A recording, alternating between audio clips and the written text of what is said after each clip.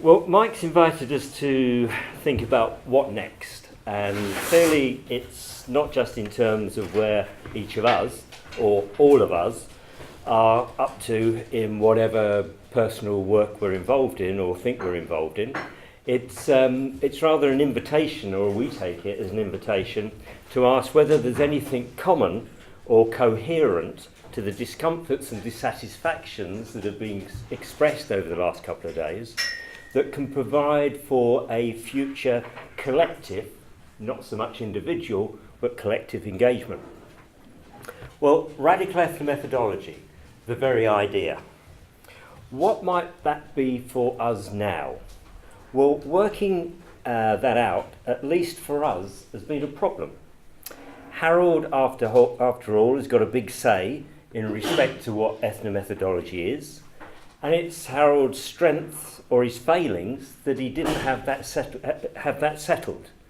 Or he didn't have a settled view because his aim was to prevent anything being settled. Is ethnomethodology rather a permanent revolution, or is ethnomethodology itself that is to be perpetually disturbed? Can this be done, and how and to what purpose? Or has it turned out that the destabilisation has reached a point where there's only one thing to say, which is to issue a quote, "My spade is turned"? Well, people were mentioning Gilbert Ryle's description of phenomenology earlier on, and we've always been drawn to Gilbert Ryle's description of phenomenology that depicts it as a fork in the road for psychology. Psychology could be pursued in one direction, or it could branch off in another direction. Well, for us, and presumably all of us today, Garfinkel and Sachs provided sociology's fork in the road. And those of us here today, presumably, probably, all see ourselves as taking the path off the main highway that they, although in different sorts of ways, indicated. While sociology, even in its new clothes of constructionism, feminism, postmodernism, deconstructionism and the like, some ludicrously and, for us, perplexingly, claiming that cut owes something to ethnomethodology, continues along the main prong of the fork. Well, this symposium has been an attempt to make visible that some in ethnomethodology and in conversation analysis, and some who claim to draw off them, are losing sight of Garfinkel and Sachs's path and are wandering back to the main road of sociology and social science. Presumably, as we say, those of us here today don't consider ourselves to be wandering off that path, that we hold the compass firmly in our hands, we can read Garfinkel and Sachs's map quite clearly, and that we can take confident strides forward based upon the path taken so far. However, there's something about paths, which is when holding the map and looking back, the path to here can be seen quite distinctly, but when holding the map and looking ahead, it may not be quite so clear as it looks on the map. And anyway, as is the want with paths, they sometimes grow indistinct. So we'd like to think of this symposium as a clearing in the forest that we've all individually arrived at while following the path indicated by Garfinkel and Sachs. We can clearly see and clearly hear the noise from the main road that we branched off from. And looking back, we think we can clearly see the path we've been taking and where our colleagues who we've been chiding over the last couple of days took a false path. But we have to press on, don't we? Well, before pressing on, let's take stock of the clearing that we might be in. Are we sure we're in a clearing and that we can see a path that leads out of it? Cul-de-sacs look like clearings. You follow a well-marked road, it opens up, but it doesn't go anywhere. People living in cul-de-sacs are often like one another. Their histories leading them having features in common that lead them there. They have parties together and are away from the din of the main road. They feel sorry for and even look down on those who live there. But cul-de-sac people aren't going anywhere. But wait a minute. Doesn't this clearing look very much like the clearing we started from? The slash marks in the jungle we made in that clearing look very much like the slash marks in this clearing. It's happened before. You confidently stride out, map in hand, only to find that you've gone round in a circle and ended up in the very same place that you started off from. Or maybe this clearing is the end of the road. Paths don't go on forever. They get to where they're going, they've done their job. Or they peter out and they leave you at a loss. So maybe we can drop the heavy bags with a sigh of relief, or sit down disconsolate. There seems to be a nice pub over there, let's have a drink and enter that good night, not raging, but content, knowing that we've achieved all that there is to achieve, or disillusioned that we've come to the end of the road. Actually though, now we're sitting down and looking at this map together, rather than individually slogging on with our heads down, maybe we've not gone as far as we thought we had. Maybe we've just been shuffling along. And after the frantic slashing which revealed the fault we started off from, we've only gone a short distance. We can call our wayward friends up on the mobile as they head back to the main road, tell them what a good hike we're having, but they don't believe us because they can still see us as we've not advanced really very far beyond them. We actually have not moved very far at all, whereas from their vantage point, as they approach the main road, they can clearly see the fast lane. But oh dear, so, can't keep a straight face.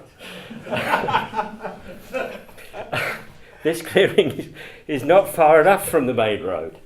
People travelling keep throwing their litter out of the car window, and it's blowing into our clearing and spoiling it. We need to clean it up as an example to them, and so that anyone following the path we've been following don't get confused by the litter and that they miss us. But there's so much litter. You clean it up, turn around, and then you've got some more. We can't leave this clearing until we've cleaned it up, can we? So where are we now? In this clearing can we see a path leading ahead? Or is this clearing more problematic with respect to how it is that we leave it? Well, to try and answer this question, we're going to examine some previous work that hopefully everyone here might regard as serious work done under the auspices of Garfinkel's ethnomethodology or Sachs's CA. However, since this examination of this, what we consider to be serious work, is intentionally going to be critical of that work, as it's now done, and we don't want to get distracted by getting into a fight with anyone here whose nose we might put out of joint if we examine their work, we're going to examine instead some of our own work, asking if we can learn anything of interest for moving on by critically reflecting on work that we have done together. We were thinking that we might strip ourselves literally naked, but we thought that would be just maybe one step too far. So it's just going to be intellectually naked. Well, all right then. Well, first off, in his coding paper, Garfinkel displays a number of features of social order that in its display characterises part of what we're calling the radical agenda of ethnomethodology. He describes how following the coding rules is not a mechanical act, something that can be taken for granted, how by implication that for sociology it is the product of coding that is of interest rather than the coding itself, how rather than it being a mechanical matter, it involves situated judgments on the part of coders, how in making those judgments coding is actively achieved, and how the end product is itself the product of work on behalf of the coders. That social action involves ongoing improvisation, and that for coders this is unremarkable. They do it in this way is not a trouble, nor is it a problem, nor is it a problem for the organisation that they work for. That it is just the natural way of doing this. And Veda's Telling the Convict Code builds on this and provides an exemplar of how rules function in practice and provides a description of what Garfinkel called for when he invokes the idea of the order of things. In this respect, Vida describes how order is found in a setting by those doing it. In a way, it exemplifies and moves on Garfinkel's idea of the documentary method of interpretation, for it's describing an actual case of how people find order by taking actions as exhibits of an underlying order. To a lesser extent, Zimmerman gave an early build on Garfinkel by describing how rules are circumstantially broken in order to achieve the outcome the rules intended to produce, but which, following it in this case, it will not. So, for over 50 years now, we've known that applying a formalised documented process, such as a rule for doing something, involves more than is covered by the process itself, though we'd have known that if we'd have read Wittgenstein. However, that the more than is a methodical matter, which in its doing is constitutive of social order, and that it's describable. That's the news, the doing of the order of things, not just this thing here, but things.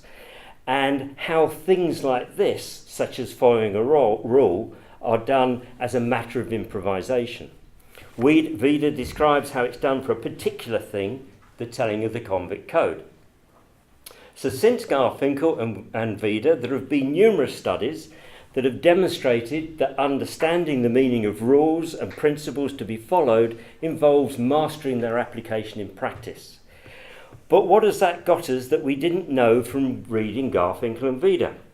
So have subsequent studies of the ways in which formalised documented processes are applied in practice moved that news forward, or given way to new news? Or has that news merely been, here it is working here, and here, and again it's working here? Well, in the study of the use of formalisms in yachting, we were interested in the ways, the practices and methods through which people who put to sea in yachts with sails navigated themselves from A to B safely, and how they did this efficiently through managing their sails. We found that there were various documented formalisms involved, such as a formalism for determining where you are, through estimated position. It goes something like this. Draw the heading followed on the chart from a known point, having A, corrected for the magnetic heading for deviation, B, corrected the magnetic heading to a true heading, C, corrected the true heading for the effects of wind, 2, calculate distance run, 3, measure the distance run along the line drawn on the chart representing the heading since leaving the known point. From this dead reckoning position, draw off a line or lines to reflect the effects of the tide, speed and direction during the time taken to run the calculated distance. And you can read these formalisms in books that are provided when people are taught how to navigate at sea. And this is one of a number of formalisms that navigators are taught in the classroom. However, we described how these formalisms are used in practice at sea. And once at sea, it becomes clear to see that yachtspersons at sea need to know more than is described in the formalism in order to apply the formalism. So we described how yachts are not stable platforms, and how this knowledge is used in determining what the heading actually is, that yachts and instruments are not all the same, and how knowledge of this yacht and how it behaves is deployed in calculating leeway and other matters involved in adjusting for wind and tide, that yachts mainly involve crew, and a knowledge of them as individuals and how they work together is used as part of applying the formalism. The paper was detailed, it was long, it displayed that we'd learnt a lot about navigating and sail control and sea, and hopefully was recognisable as ethnomethodological in character in the manner of Garfinkel in terms of the ways in which it described the order of the work and the situated judgments, the improvised practices and their occasioned use involved in moving a yacht from A to B efficiently and safely under the auspices of a set of formalisms for doing that. But what was newsworthy? Well, to be brutally honest, and just to put the first whip in, nothing of particular news regarding the doing of social order. Nothing that moved beyond that which we already understood about how social order is done through Garfinkel's study of coders.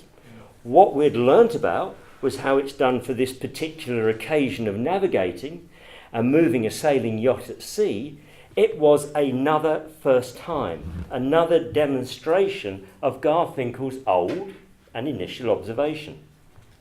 Now, to be fair to ourselves, we knew this and actually made the point in the paper that we wanted to be doing something other than describing another first time. We wanted to do more than merely repeat what is well known, which, as we've said, is that applying rules involves knowledge of how to master them in practical circumstances.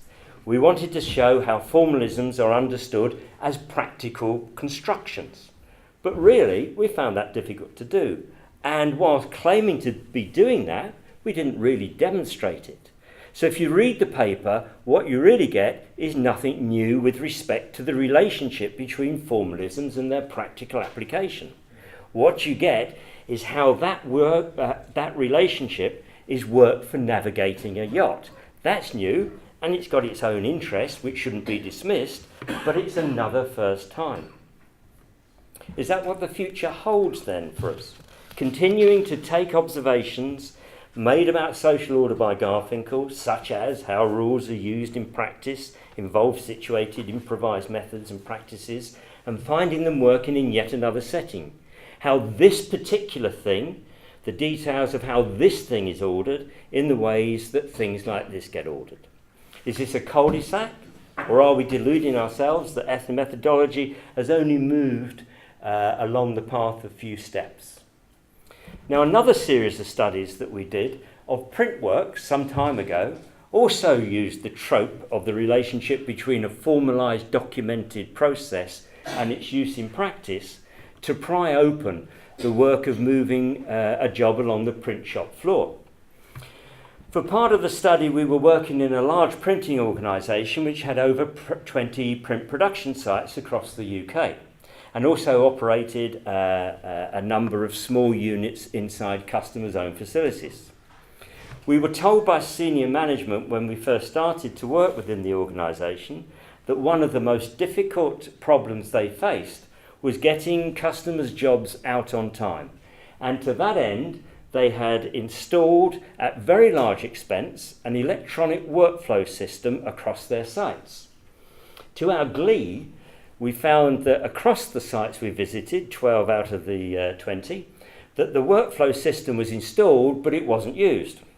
When we asked why, site managers would invariably say that they'd used it to begin with, but that it resulted in a dramatic slowing down of the flow of work across the print shop floor, resulting in delays and idle machines. Well, looking into the workflow system, we found that it was based upon a formalised set of sequentially organised processing procedures and enforced these.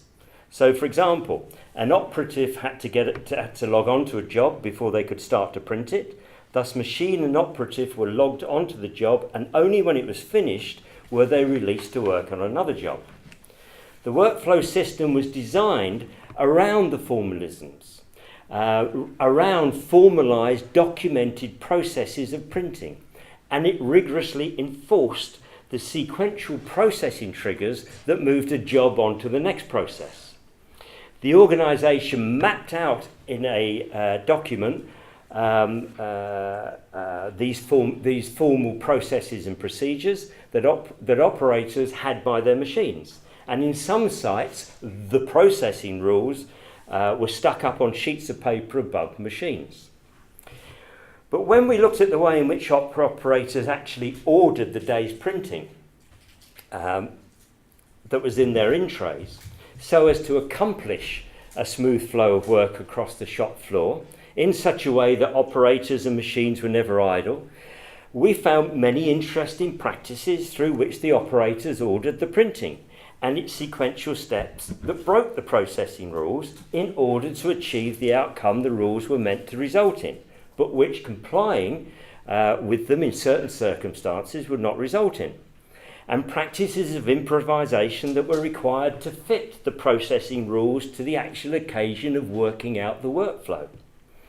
Though utterly unremarkable and natural for the operators, the ingenuity of what it is they were doing was fascinating for us, and we documented the operators' ordering practices in a number of papers. Now again, what did we now know about the order of things that we didn't know from Garfinkel and from Vida and from Zimmermann's embellishments? We now knew some things about how workflow was ordered in print shops for this organisation at this time, and something about the improvised work of scheduling for this organisation at this time. But again, it was another first time in terms of how things are ordered. Had we moved very far? We knew about the particulars of how this thing here was ordered, in the way that things like this are ordered, but we didn't know any more about the order of things. However, what we found interesting and surprising was that this was big news for another band of disciplines, the disciplines collected together under the heading Computer Systems Design. We didn't engage with the print works for that reason. I think we did it to keep our jobs, I think, but we did it for other reasons. But as it turned out at the time, there was a large debate about workflow systems in this community. Because of our work, we were invited to commentate on part of that.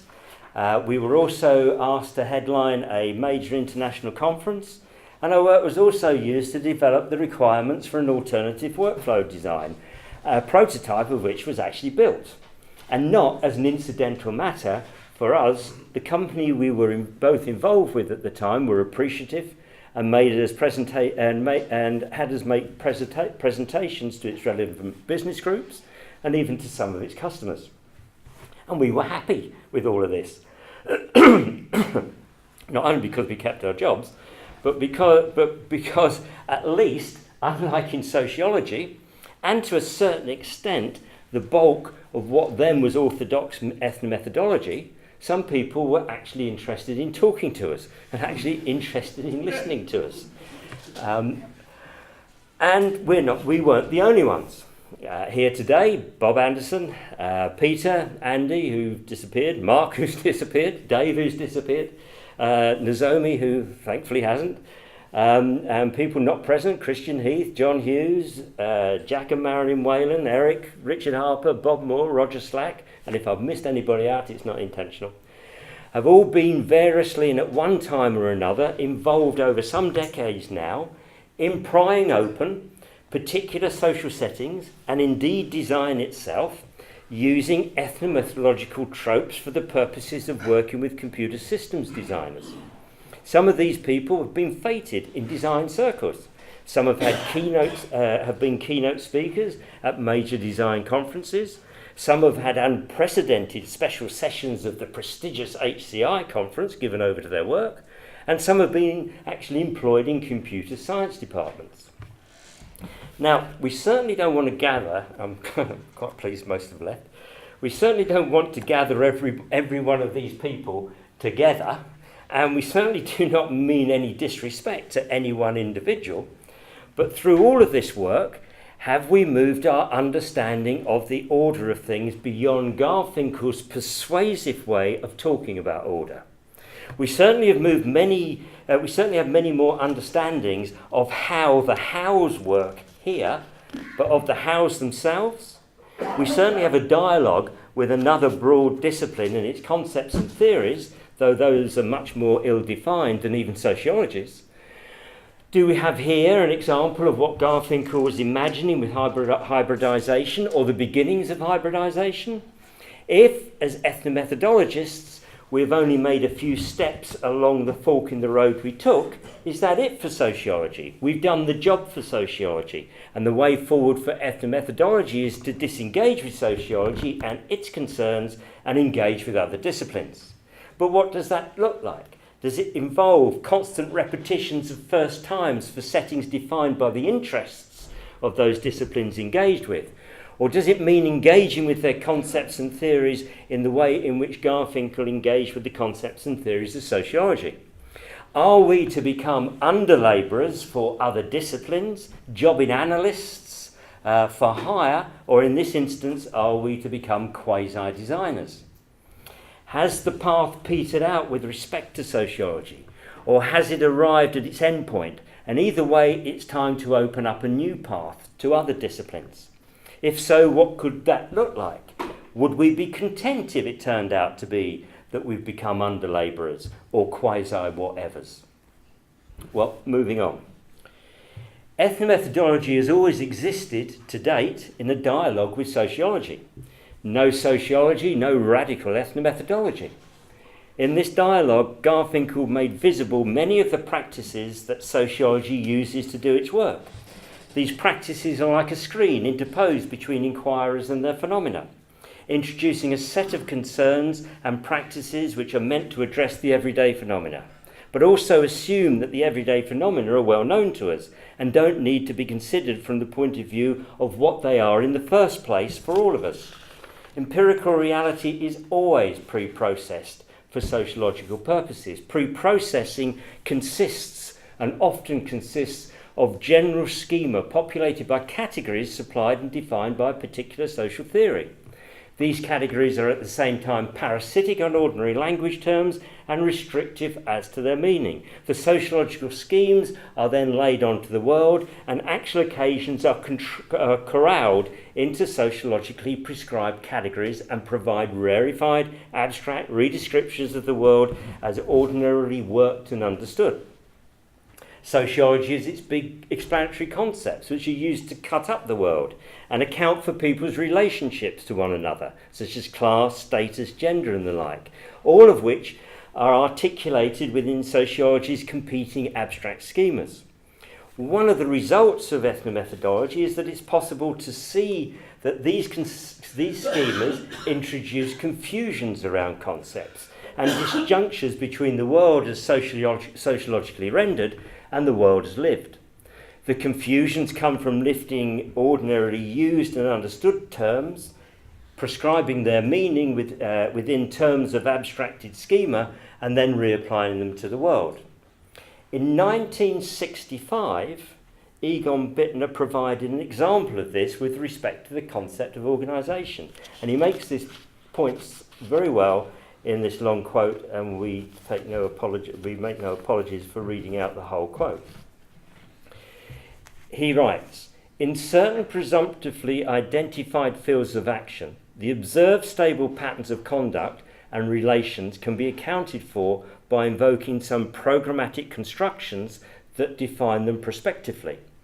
Insofar as the observed stable patterns match the dispositions contained in the program, there are instances of formal organisational structure, whereas if it can be shown that the program did not provide for the occurrence of some other observed patterns which seem to have grown spontaneously, these latter belong to the domain of informal structures.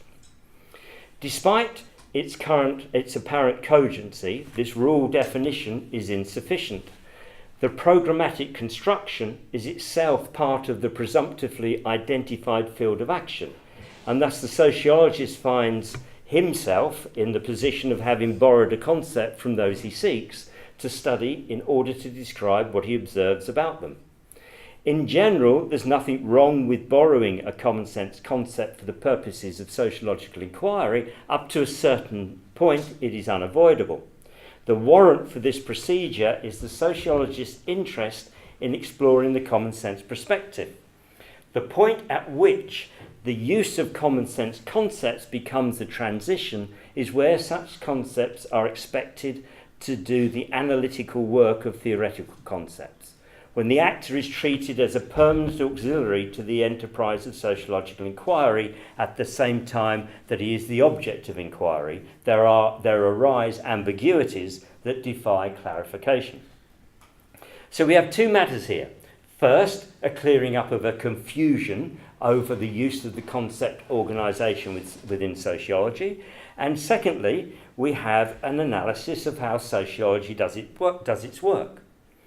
So one way in which ethnomethodology is proceeded is in the manner of the dog owner, who follows after their dog with a poop scooper and a plastic bag in hand ready to scoop up their pet's droppings. Is this the way forward for ethnomethodology? To follow after sociology as it goes sniffing and blundering around the world, poop scooper in hand, ready to shovel up. So, I think we need to cut this tape. Shovel up sociology's anal droppings. Now, to some extent, we've done work along this line. Okay? We have attempted to show that the way in which a particular concept is being used in STS, unless it's changed its name again, is introducing a confusion. We spent a lot of time on this and written quite a lot, though we've not published it. And it concerns the concept of expertise as primarily articulated by Harry Collins. Collins produces a generalised abstract schema in this regard concerning a category of expertise he's developed and calls ubiquitous expertise. Now, we gained a certain intellectual satisfaction by critiquing Collins, Collins's carving up of the idea of expertise in terms of his arbitrarily defined categories, though only up to a point because of the tedium of having to read so much muddled thinking. However, and to be critical of ourselves again, the various points we had to make about Collins, which we believe to be strong in themselves, were really generated through the generalised problematic that Bittner referred to. Because it's the problem that overhangs much of Collins's work on expertise, and indeed overhangs much of sociological theorising. You could substitute gender for organisations, or expertise, or substitute power, and the order of problematic would remain the same. And maybe it's the problematic that is the point, rather than the particular problem, or the particular confusion the problematic has resulted in here. And in examining its instantiation in this piece of sociological theorising, do we learn anything more about the problematic itself, or does it lead us to understanding new problematics? So are we in the same boat, or the same sort of boat as we described for our empirical work, when we attempted to address some of the conceptual confusions sociology has introduced into the study of human doings? As before, doing something for another first time. What are we doing in sanitising and the clearing of sociology's conceptual and explanatory litter and making it an exemplar? Are we making it an exemplar to the noisy neighbours on the main road? Making sure that those who follow after us don't put their feet in something unpleasant? Or do we rather need to get out more, knowing that we will otherwise be endlessly scooping up the poop, but learning nothing new about the workings of the bottom that produces it, since the workings are quite simple and quite crude, and there's really not very much to them, not much more than the first problematics pointed to by Garfinkel, and in this particular example, iconically developed by Bittner. Now, we've not said much about CA so far. The simplest systematic is, to use the word in its natural sense, a codification of how a particular activity, conversation, is coordinated in real time. Its power is its systematicity, and in terms of the order of things, it must be the most comprehensive count of the order of this thing that's been done in our community. It's intentionally restrictive in scope. It's only concerned with how turns at talk are sequentially organised, and with the organisation of sequences of conversation that are laid on top of the turn-taking machinery. Look back at the early work, and we have powerful descriptions of not only how turn-taking proceeds, but particular sequences of conversation, particular orientations by speakers to aspects of talk, such as utterance by utterance design and organisation, topic organisation, overall structure organisation, sectional organisation, and the organisation of recurring activities such as repair. Since the early work of Sachs and Shegloff and Jefferson, there have been numerous, I don't know about mushrooming, but numerous classic CA studies. One of us, me, was heavily involved at one time in so working. However, if we look at some of that work that I was involved in, the work on closings, for example, if anyone's come across it, which, with all due modesty, was well regarded by those who mattered in CA at the time, what do we find? Well, it takes the closing section of conversation identified by Sachs and Shegloff. They provided a description of how conversationalists coordinatedly and mutually organised the closure of talk in such a way that there is a thing that is recognisable as a last term, such that no talk after that is not hearable as silence in conversation. In their description, there's the possibility, in that it's being done interactionally and mutually, that post a closing initial term, that conversation closure does not eventuate. And my examination was concerned with how various and limited activities that occurred post the initiation of closings were organised. It was detailed, it was heavily evidenced through many excerpts of transcripts, and it took a lot of bloody hard work to do over some considerable time. But, let me be brutally honest, it was taking something already identified and was just working through its details. It didn't tell us anything new about how conversation is coordinated, just took what we knew and detailed its organisation more precisely for some bounded set of interactions. And that work was done in the 1970s. Let's push it a little. Have we read anything in CA that provides an insight into the order of that particular thing, conversation, that adds to what we knew about its order from Sachs and Shegloff? We may have more detailing, we may be encountering the ordering working for particular sequences of talk not described before, but are we encountering new layers of this ordering? Even Shegloff in his later years has either produced more detailing of previous work or has provided programmatic or reprimanding statements. Depressingly though, if you look at what a lot of CA looks like today, excluding the particular problems of the epistemic stuff, which really rules it out as worthy of consideration as CA, then it looks like the pre-work that CA engages in, narratives on what people are saying. So, since the groundbreaking work, has contemporary CA, even when it's done at its very best, just become a deepening exercise? In this respect, has CA actually run its course? Has the path come to a satisfactory end? There is a domain of human interaction, the ordering of which we know a lot about, but we've known a lot about it for a long time, and even in the long past, how much more beyond that have we developed? Sure, we might provide some more details of how things we know, how things we know about work, and that's all to the good. But does that occupy the whole gang? Well, are we in a cul-de-sac, or are we back from where we started from? Have we bogged down and not gone very far, or have we done the job? Should we now abandon the branch line from sociology and set after different disciplines? Or should we be sociologists' assiduous housekeeper, never training the dog, but making sure that others do not step into the mess it creates? Or should we become detailers, who after the main car wash make the details of the vehicle more shiny? Well, as we've been raising for our own work, what do we get out of ethnomethodological studies today? Well, the thing that we really liked about Harold and Harvey's thinking, and much of the work of the first generation, was that it was strategic.